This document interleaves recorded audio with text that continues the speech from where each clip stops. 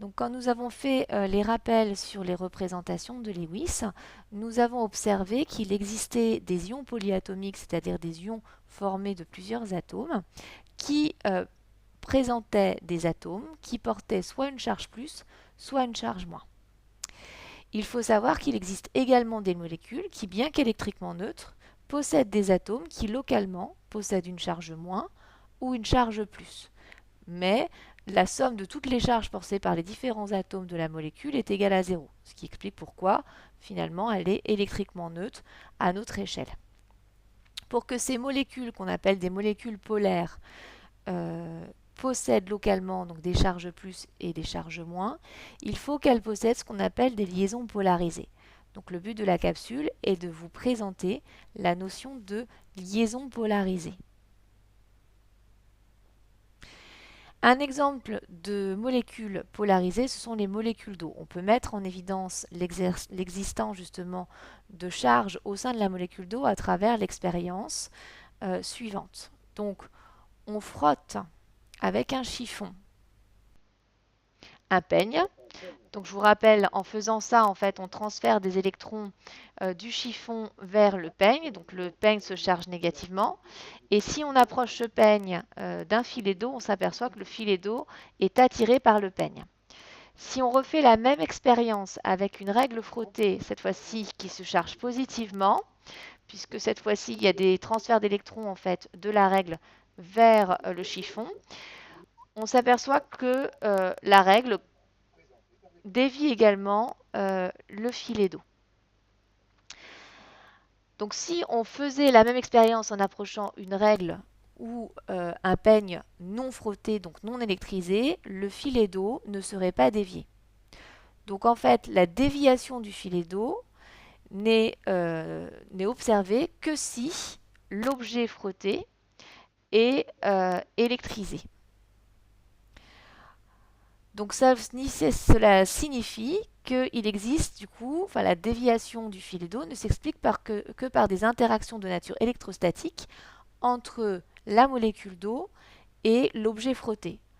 Or, une interaction électrostatique nécessite deux objets portant des charges, la paille, ou l'objet frotté, et de ce fait forcément la molécule d'eau. Donc le fait que le filet d'eau soit dévié lorsqu'on approche un objet chargé implique nécessairement que la molécule d'eau est également ou porte également localement des charges positives ou négatives. Autrement dit, il s'agit de ce qu'on appelle une molécule polaire. Donc maintenant, on va essayer de voir comment cela est possible, comment localement des charges peuvent apparaître au sein d'une molécule. Alors ce qu'il faut savoir, c'est que chaque liaison donc, correspond en fait à la mise en commun de deux électrons de valence. A priori, chaque atome apporte un électron de valence pour former cette liaison. Sauf que le nuage électronique, donc la densité d'électrons autour en fait des deux noyaux engagés dans la liaison, n'est pas forcément équitablement répartie entre les deux atomes. C'est le cas par exemple pour la molécule de dihydrogène, avec deux atomes d'hydrogène. Ce n'est pas le cas pour la molécule de HCl.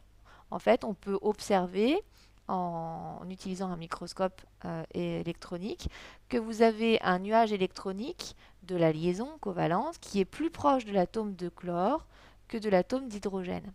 Donc on s'aperçoit que certains atomes ont la capacité à attirer vers eux les électrons qui constituent la liaison covalente. Donc pour mesurer cette capacité à attirer les électrons d'une liaison covalente, les physiciens ont défini ce qu'on appelle l'électronégativité. Donc c'est une grandeur qu'on note qui, donc un espèce de X avec des barres un petit peu en vague, donc qui mesure donc cette capacité donc, de l'élément chimique à attirer les électrons.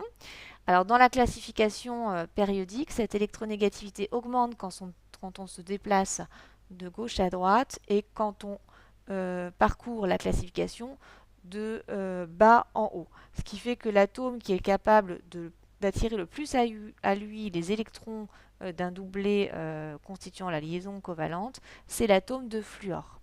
Donc parmi les atomes les plus électronégatifs, on peut noter donc les halogènes fluor, chlore, brome, mais aussi l'oxygène et l'azote. Voilà. Donc du fait que certains atomes attirent davantage le nuage électronique ou les électrons d'une liaison covalente à eux, va faire que localement, des charges vont apparaître. Donc premier cas de figure, si en fait vous avez une liaison covalente qui euh, relie deux atomes dont l'électronégativité est proche.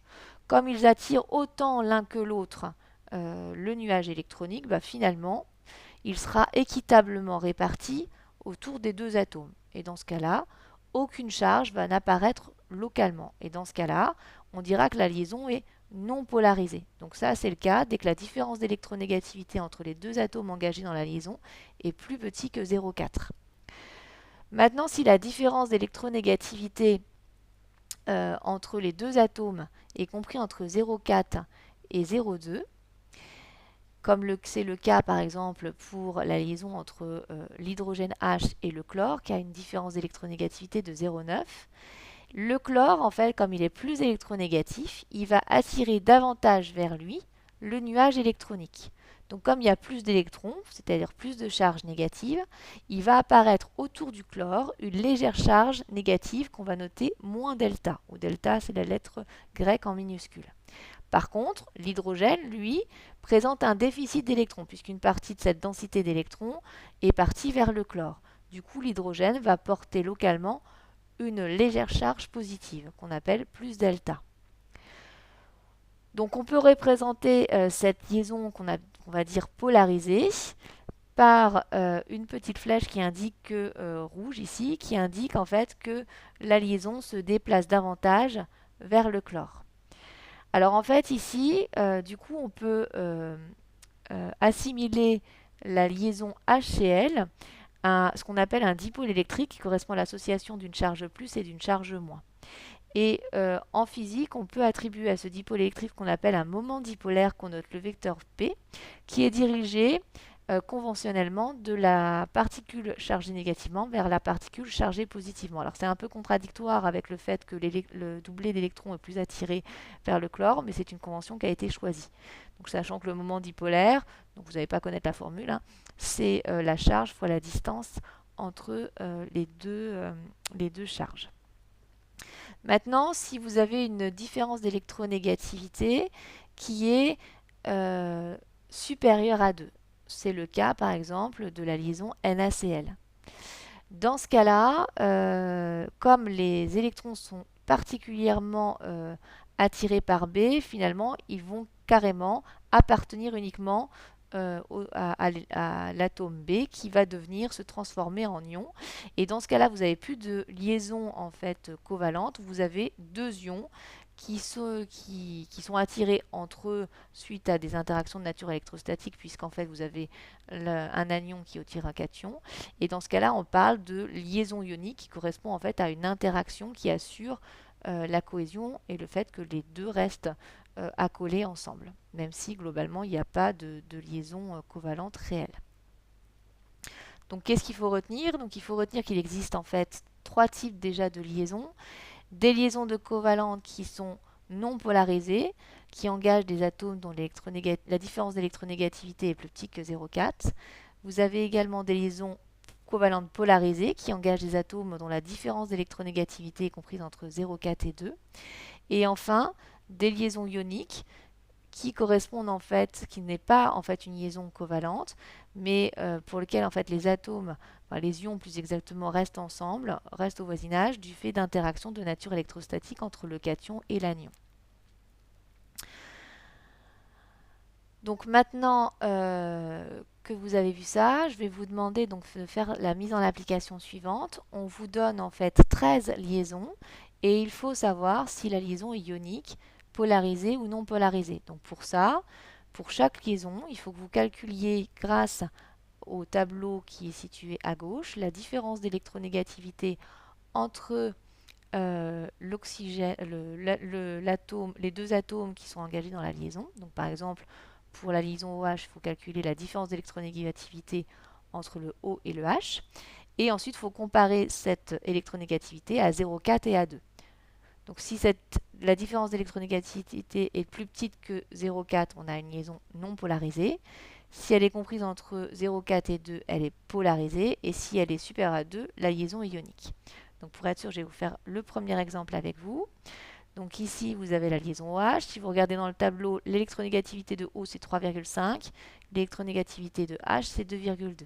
Donc ça vous fait une différence d'électronégativité de 1,3 qui est comprise entre 0,4 et 2. Donc la liaison est polarisée. Donc comme ici vous avez une liaison polarisée, ça veut dire que l'oxygène et l'hydrogène vont chacun porter une charge soit positive, soit négative. Alors celui qui porte la charge négative, c'est celui qui est le plus électronégatif puisqu'il attire plus à lui la liaison covalente. Donc ici, comme c'est l'oxygène qui est le plus électronégatif, puisqu'il a une électronégativité de 3,5, c'est lui qui va porter une charge moins delta et l'hydrogène va porter une charge plus delta. Et la petite flèche bleue ici vous indique que la liaison est davantage attirée par l'oxygène. Alors on peut modéliser cette liaison OH par un moment dipolaire ou par un dipôle électrique ayant un moment dipolaire qui est orienté donc de l'atome chargé moins vers l'atome chargé plus, donc de O vers H, comme l'indique cette flèche ici verte. Donc je vous laisse faire les autres exercices. Vous pouvez trouver la liste des différentes liaisons à analyser en PDF sur Pronote. Cette activité est intitulée Activité 2, polarité des liaisons.